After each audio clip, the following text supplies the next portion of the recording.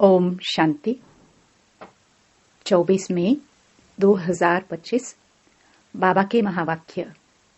मीठे बच्चे, अमृत वेले अपने दूसरे सब संकल्पों को लॉकअप बंद कर एक बाप को प्यार से याद करो। बाप से मीठी मीठी रूह रिहान करो। प्रश्न: तुम बच्चों की हर बात में अर्थ है। अर्थ सहित शब्द कौन बोल सकता है? उत्तर: जो देही अभिमानी है वही हर बोल अर्थ सहित बोल सकता है। बाप तुम्हें संगम पर जो भी सिखलाते हैं वह अर्थ सहित है। देह अभिमान में आकर मनुष्य जो कुछ बोलते हैं वह सब अर्थ के बिना अनर्थ है। उससे कोई फल नहीं निकलता, फायदा नहीं होता। गीत: नयनहीन को राह दिखाओ प्रभु। ओम शांति। यह सब गीत आदि हैं भक्ति मार्ग के। तुम्हारे लिए गीतों की दरकार नहीं है, कोई तकलीफ की बात नहीं। भक्ति मार्ग में तो तकलीफ बहुत है। कितनी रस्म रिवाज चलती है। ब्राह्मण खिलाना, यह करना, तीर्थों आदि पर बहुत कुछ करना होता है। यहाँ आकर सब तकलीफों से छुड़ा देते हैं। इसमें कुछ भी करना नहीं है। मुख से शिव शिव नहीं बोलना है। यह कायदे मुजीब नहीं। इनसे कोई फल नहीं मिलेगा। बाप कहते हैं यह अंदर में समझना है, मैं आत्मा हूं। बाप ने कहा है हमको याद करो। अंतर्मुखी हो बाप को ही याद करना है। तो बाप प्रतिज्ञा करते हैं तुम्हारे पाप भस्म हो जाएंगे। यह है योग अग्नि, जिससे तुम्हारे विकर्म विनाश हो जाएंगे। फिर तुम वापस चले जाएंगे। हिस्ट्री रिपीट होती है। यह सब अपने साथ बातें करने की युक्तियां हैं। अपने साथ रूह रिहान करते रहो। बाप कहते हैं मैं कल्प कल्प तुमको यह युक्ति बताता हूं। यह भी जानते हैं धीरे धीरे यह झाड़ वृद्धि को पाएगा। माया का तूफान भी इस समय है, जबकि मैं आकर तुम बच्चों को माया के बंधन से छुड़ाता हूं। सत्युग में कोई बंधन होता नहीं। यह पुरुषोत्तम युग भी अभी तुमको अर्थ सहित बुद्धि में है। यहाँ हर बात अर्थ सहित ही है। देह अभिमानी जो बात करेंगे सो अनर्थ, देही अभिमानी जो बात करेंगे अर्थ सहित, उनसे फल निकलेगा। अब भक्ति मार्ग में कितनी डिफिकल्टी होती है। समझते हैं तीर्थ यात्रा करना, यह सब भगवान के पास पहुंचने के रास्ते हैं। परंतु बच्चों ने अब समझा है वापस कोई एक भी जा नहीं सकता। पहले नंबर में जो विश्व के मालिक लक्ष्मी नारायण थे, उनके ही 84 जन्म बता देते हैं। तो फिर और कोई छूट कैसे सकता? सब चक्कर में आते हैं तो कृष्ण के लिए कैसे कहेंगे कि वह सदैव कायम है ही है। हाँ, कृष्ण का नाम रूप तो चला गया, बाकी आत्मा तो है ही किसी न किसी रूप में। यह सब बातें बच्चों को बाप ने आकर समझाई हैं। यह पढ़ाई है। स्टूडेंट लाइफ में ध्यान देना है। रोजाना टाइम मुकर्रर कर दो अपना चार्ट लिखने का। व्यापारी लोगों को बहुत बंधन रहता है, नौकरी करने वालों पर बंधन नहीं रहता।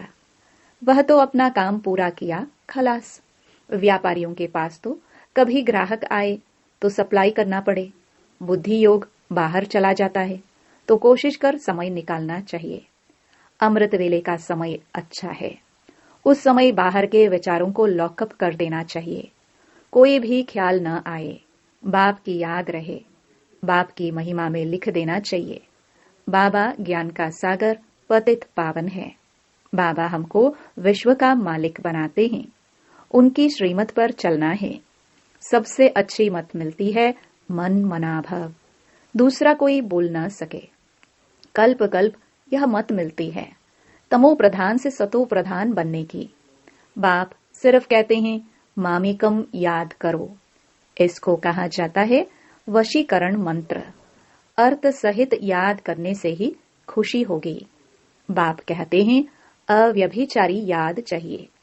जैसे भक्ति में एक शिव की पूजा अव्यभिचारी है, फिर व्यभिचारी होने से अनेकों की भक्ति करते हैं। पहले थी अद्वैत भक्ति, एक की भक्ति करते थे। ज्ञान भी उस एक का ही सुनना है, तुम बच्चे जिसकी भक्ति करते थे वह स्वयं तुम्हें समझा रहे हैं। मीठे मीठे बच्चे, अभी मैं आया हूँ। यह भक्ति कल्ट अभी पूरा हुआ।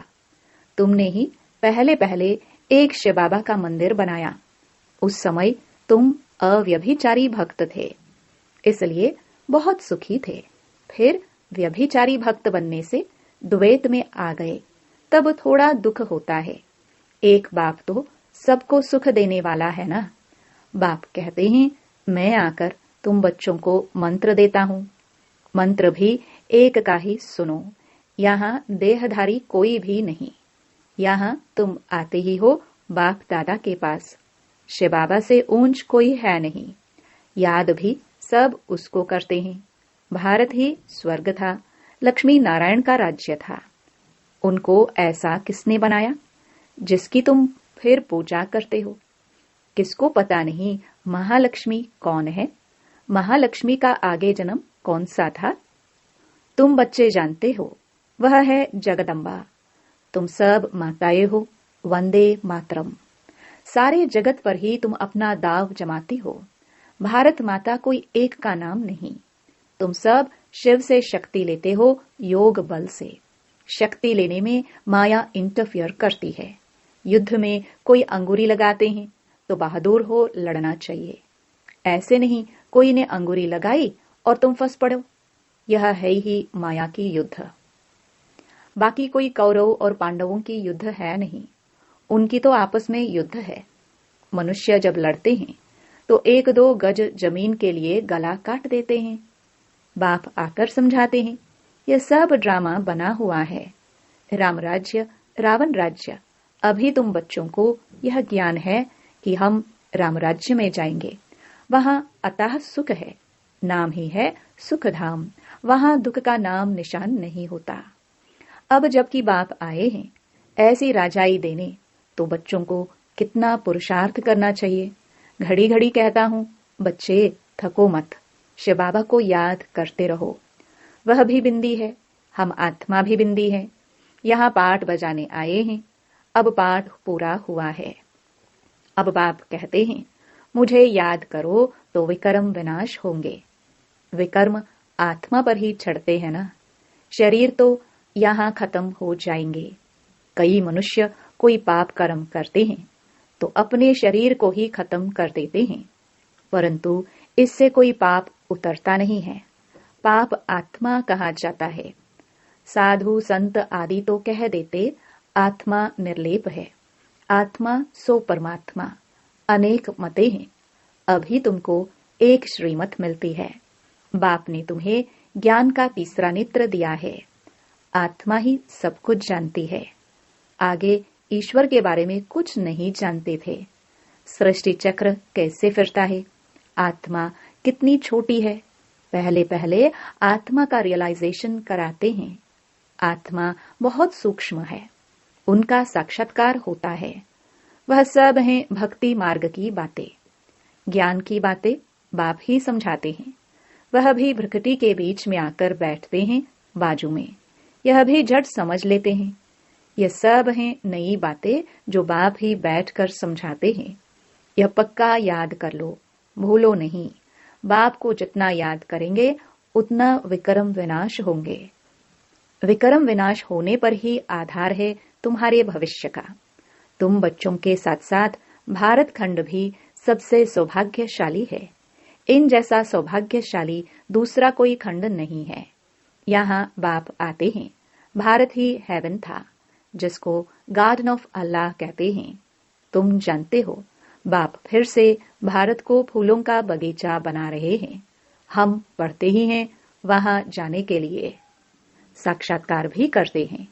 यह भी जानते हैं कि यह वही महाभारत लड़ाई है। फिर ऐसी लड़ाई कभी लगती नहीं है। तुम बच्चों के लिए नई दुनिया भी जरूर चाहिए। नई दुनिया थी ना। भारत स्वर्ग था। 5000 वर्ष हुए। लाखों वर्ष की तो बात ही नहीं। लाखों वर्ष होते तो मनुष्य अनगिनत हो जाए। यह भी कोई की बुद्धि में नहीं बैठता कि इतने हो कैसे सकता, जबकि इतनी आदमशुमारी नहीं है। अभी तुम समझते हो, आज से 5000 वर्ष पहले हम विश्व पर राज्य करते थे और खंड नहीं थे, वह होते हैं बाद में। तुम बच्चों की बुद्धि में यह सब बातें हैं और किसकी बुद्धि में बिल्कुल नहीं है। थोड़ा भी इशारा दो तो समझ जाए, बात तो बरोबर है, हमारे पहले जरूर कोई धर्म था। अभी तुम समझा सकते हो कि एक आदि सनातन देवी देवता धर्म था, वह प्राय लोप हो गया है।